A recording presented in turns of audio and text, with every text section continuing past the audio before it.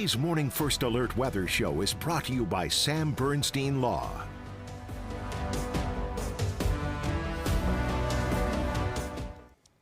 Alrighty, good Monday morning, Mid-Michigan. I'm First Alert meteorologist Matthew Mondro here with an update on your First Alert forecast, and we'll be talking about some traffic conditions as well, just given the fact that we've had quite a slick morning out there with the snow showers that moved through. The snow from yesterday, that system is left. We kind of had some lingering sort of lake effect during the overnight. Some of that was actually driving off of the bay as well. As of this point, most of that snow has come to an end now, so we are going to track a little bit of a quieter remainder of the daytime here. Still no doubt cold though, and really that is the big story for the remainder of the week, is just the cold weather. It won't be going anywhere here for the foreseeable future. We are statistically at the coldest time of the year, so kind of fitting with these temperatures, but very much staying cold with highs in the teens for the remainder of this week at least, and we'll have overnight lows into the single digits. Now it does look like our I-75 camera there, this is in Flint Township, looks like that camera has frozen up just briefly, but at least seeing that freeze frame there very quickly just is giving us the indication of how things are looking there right now. We have seen some more sunshine starting to emerge here across more of mid-Michigan during this late morning period now that the snow showers have left. Even though it is very cold, and in these cold temperatures it takes longer for the salt to be more effective, at least with the sun, it does help aid the salt a little bit, so we should see some more areas, especially treated areas, turning just more wet. So the sun is going to help that salt melt some things down just a little bit on our roads. Actually, looks like the camera just unfroze there. I'll take you back to I-75 real quick in Flint Township. So this is right at Miller Road. You can see they're pretty bright. The freeway is starting to see at least some better conditions compared to earlier this morning. But I'll go ahead and take you to the First Alert traffic map and pay close attention to this too as we move from north to south across our area. So up north, conditions actually as a whole haven't been too bad. It's mainly been on US 23 from Au Gres and Alabaster up through the Tawas Bay region and then around Oscoda. That's where we've seen the slickest areas for this morning, at least in our northern counties. As we move the map south towards central Michigan, the Bay region, and the Thumb, well, those areas are also starting to see some improvement too. Saginaw actually did have some snowy roads earlier this morning, but we definitely have some improvement now compared to earlier, and even in the Thumb, it looks like those drive times are doing a little bit better than earlier this morning as well. But this is where we're still seeing some slower travel, at least around Genesee County as a whole. Looks like I-75 pretty much south of 475, so that would be about mile marker 125. South of there towards I-69 and the Hill Road area. 475 also traveling a bit slower, and even portions of Dort Highway between Flint, Burton, and Grand Blanc for this morning. So a lot of these areas are still pretty slick. And one spot here in particular too, and I'm just checking with MDOT, this is still closed. US 23 northbound in northern Livingston County. So this is between Center Road and White Lake Road. So that's just to the south of Fenton, kind of in that valley area, if you know where I'm talking about. If you've driven through that area before, there's sort of a valley there. That area is closed currently on the northbound side due to a crash, and that entire area has actually been pretty messy throughout the morning, both southbound and northbound. So this is between mile markers 75 and 77. So just keep that in mind if you're traveling south of Fenton at any time here late this morning. You will still have some larger backups there and some more slick travel. And again, that northbound side is completely closed after exit 75 as of right now. But going forward from here, we are going to be tracking again, a drier remainder of the daytime. Even though we have the sun too, we will have clouds starting to return going into this afternoon, but pretty quiet otherwise for the second half of the day. But it's once we go into tonight, this is where we are going to have another round of snow showers picking up.